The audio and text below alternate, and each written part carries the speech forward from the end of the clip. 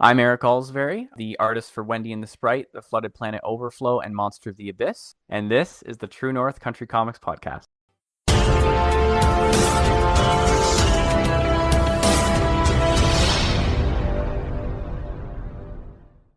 Welcome to the True North Country Comics Podcast, dedicated to celebrate Canadian comic book and graphic novel creators and supporters. I'm John Swinimer. On this episode, I chat with Eric Olcsvary about his various comic book projects, including a panel appearance at C2E2. Please like and subscribe to this website by hitting the subscribe button, so you'll be notified about new podcast interviews and article posts. This podcast is available wherever podcasts are enjoyed. Please like, follow, and subscribe. C2E2 is all about cosplay, gaming, wrestling, anime, and comic books in the only pop culture convention in the heart of downtown Chicago.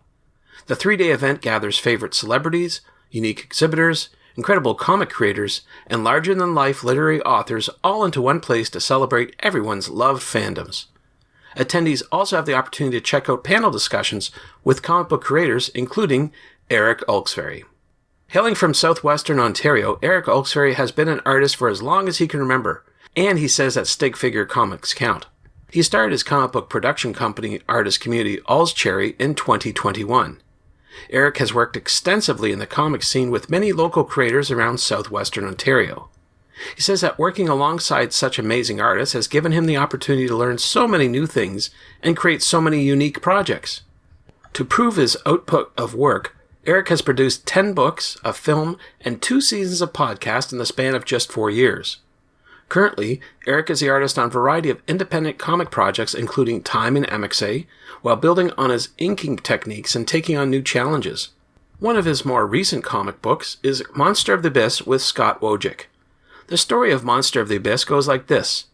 When a young boy named Joseph receives a sleepy-eyed doll he names Sleepy Joe for his birthday, the two form an unbreakable bond. Joe becomes Joseph's protector, silent cheerleader, and midnight guardian. But that innocence shatters the night something stares out from under the bed, a shape too dark to belong to shadows, and too hungry to be imagined. That something is the Gloom King.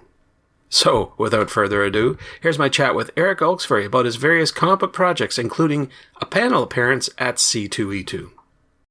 So, Eric Olcsvary, thank you very much for taking time to chat with me. Yeah, thank you for having me on again.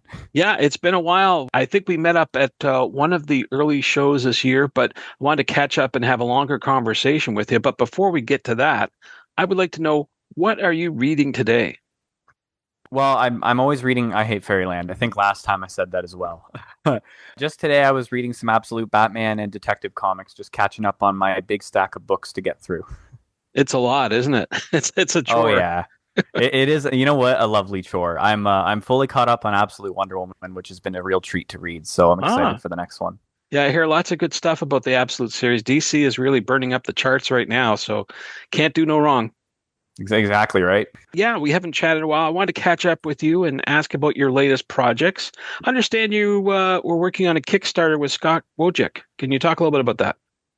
Yeah, so last year we had released, I might have talked about it on the show, I can't remember, but we had released 2 books, Monster of the Abyss, written by Scott and his son Ashton, art by me, and lettering by Andrew Thomas. So we released 2 books last year, and they were in black and white. And we decided to run a Kickstarter for a fully colored interior of the book, so a reprint with some variant covers. The coloring is by Peyton Atkinson, new to the comic industry, but we actually just yesterday got fully funded. So the Kickstarter's, well, it's not done, but it is completely funded, and next we're going for our stretch goals, which we're really excited about.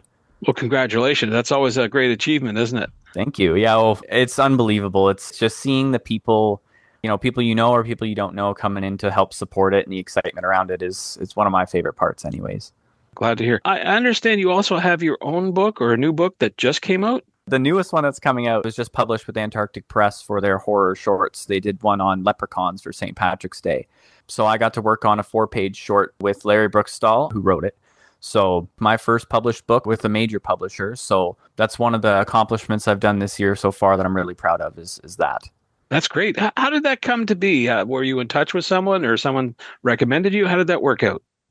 Well, so Larry, him and I had been talking a little bit last year. He currently works at Lunar, so he's packing books and I think just a friend of a friend of a friend kind of brought us together. We started talking and bouncing ideas off each other. So then I said, as a mainly an inker and artist, I said, if you ever need an artist for anything, let me know. And I don't know how he got in touch with them, but Antarctic Press had wanted him for one of their shorts. And it was sort of a last minute thing. Like, I need an artist right now. So he messaged me and he's like, all caps, he's like, Eric, I need an artist. I'm like, let's do it. So it was a fast process, a good challenge for me. And yeah, I'm really excited for it. Good. I hear from a lot of folks that anthology comic books, those type of things are an easier way to get your foot in the door, but also to get out there and get your name known, right? Anthologies, I guess, are few and far between these days, but certainly a great way to get your name out there. Definitely. When I started in comics just a little over 4 years ago, at least professionally, I started making my own anthologies called the Olcsvary Anthology. And what my plan was, I was going to small shows and I thought, well, man, we all got to work together here. Like, we're all just the grunts and all the big leagues are way over there. So I kind of said, we got to start doing some books together, not only, for the sake of getting your foot in the door, but challenging yourself. And the big thing about the comic industry is it's a very collaborative medium and a very collaborative industry. So even if you're not doing an anthology. So I started those in 2021, I believe. We're doing another this year. I do them annually. But yeah, so when Larry came to me with, I thought it was just a short story and then it was a full anthology, you get your name out there with more than one person and you get to make new friends, which is just, that's huge in this industry, making friends. And it's a great showcase for your art and your talent as well, without having to go to expensive lengths, I guess you could say. Yeah, definitely. I mean, the thing is, too, when you've got some bigger artists or writers in there, you're pulling from their audience as well. And you're also bringing to them your audience. So I know there's some pretty awesome artists in the book. I forget the name of the man who did the cover, gorgeous cover, but I have a feeling he's got a lot of people that are looking at it because of his stuff. And then, in return, they get to see my stuff, which is awesome. So yeah, it's a big chain effect with everybody. Cool. I thought I read somewhere that you're also in a TV show. Is that correct? Yes, that's my non-comic accomplishment this year. It's called A Long Ride Home, Chatham. It's about a biker club. So if anyone here, listening knows about biker clubs, there's the main dudes and then, the president of the club. And then there's the prospects. So they're the grunts, so to speak, in the club. They kind of, do the dirty work and the stuff the big dudes don't want to do, right? Rob Bellamy, who's the director for it and one of the founders for CK Expo here in Chatham, Kent, Ontario, him and I were chatting one free comic book day. It might have been, I think, a year or two ago. He needed someone to play the prospect. His name is Augie Simmons. And he kind of looked me up and down. He's like, you're young, you've got long hair, and you have a lot of tattoos. And then he said, can you act? I'm like, I can try. So he had me on for the show. I'm on 3 episodes. So we did like 3 different shooting dates in 2025. And it premiered on February 28th. So it's on Bell 5 TV. So if you have Bell, you can watch it. I believe it may be in other places in the near future, but for now it's just on Bell. But it's pretty weird seeing myself on TV, I will say. Is it something you think you might do again in the future? Honestly, if the opportunity presents itself, yes. I've never really acted before, but I mean, it's another form of storytelling. And as a writer, I write some of my own books. You really have to embody the characters in order to, properly have that role represented. And I would like to try that myself. I think it'd be a lot of fun. This was a lot of fun and a really great experience. Yeah, I think if it came up, I would. Cool. Doing my research about different trade shows that are going on this year, I understand you're going to be on a panel that's going on at C2E2, the pulp culture show that takes place in Chicago. I wonder if you could talk a little bit about, without giving too much away, what will be the panel? What's it all about? So it's a panel actually that Larry and I are going to be on with a bunch of other awesome guests. So it is on the Sunday at C2E2, March 29th at 2:45 p.m.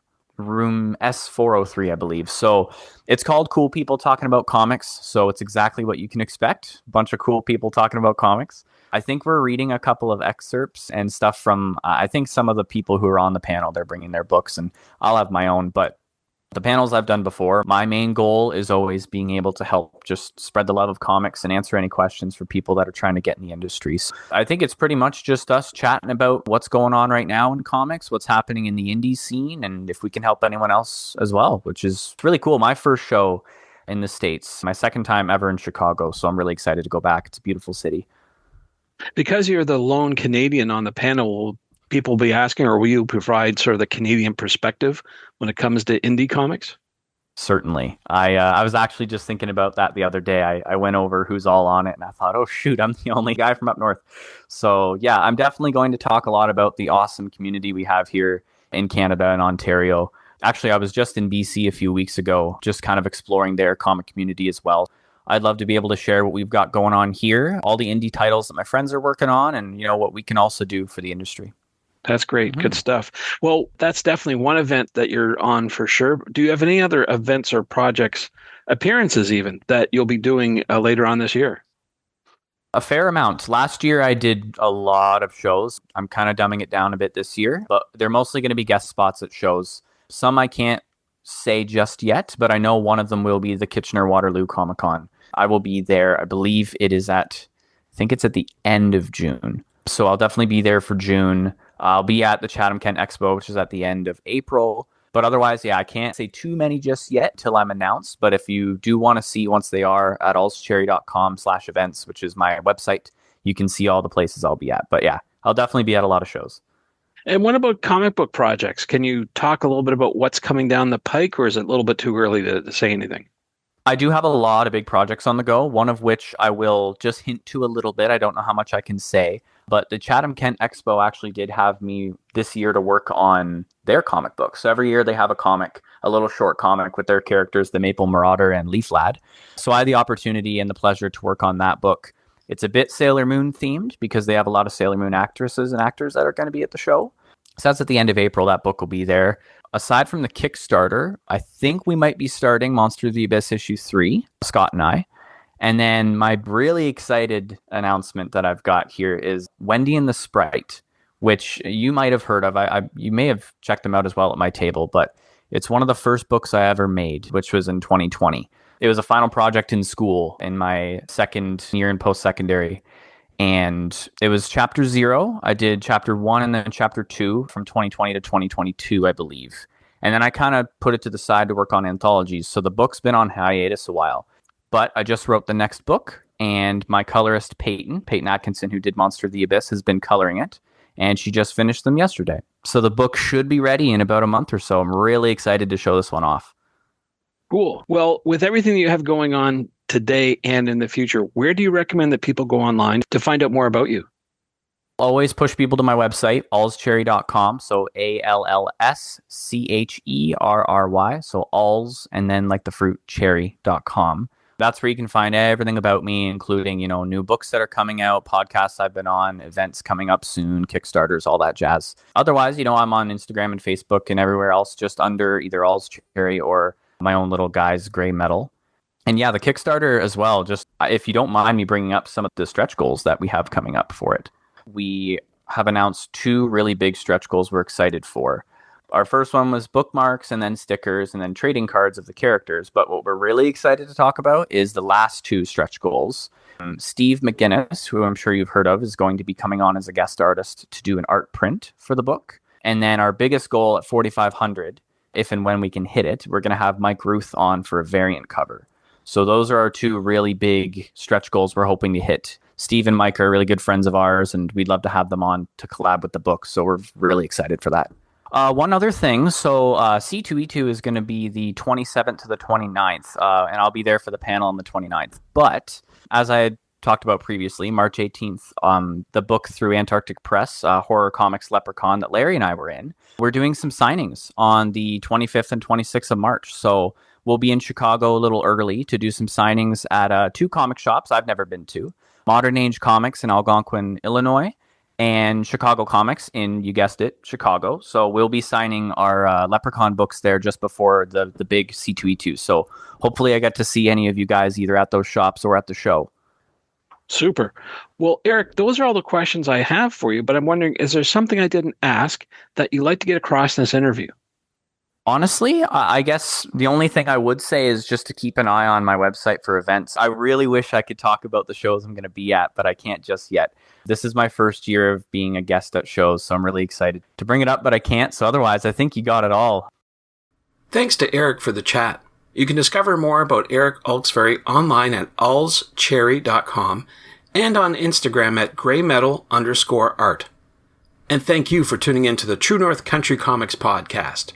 I invite you to visit the True North Country Comics website to listen to even more conversations about creators on making comic books and graphic novels. I also encourage you to subscribe via the website so you'll be notified about new podcast interviews and article posts. This podcast is available wherever podcasts are enjoyed. Please like, follow, and subscribe.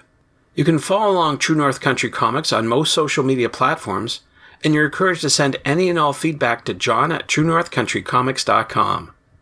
Thanks for tuning in, and come back soon for another episode. Bye for now. True North Country Comics Podcast is copyright True North Country Comics, copyright 2026.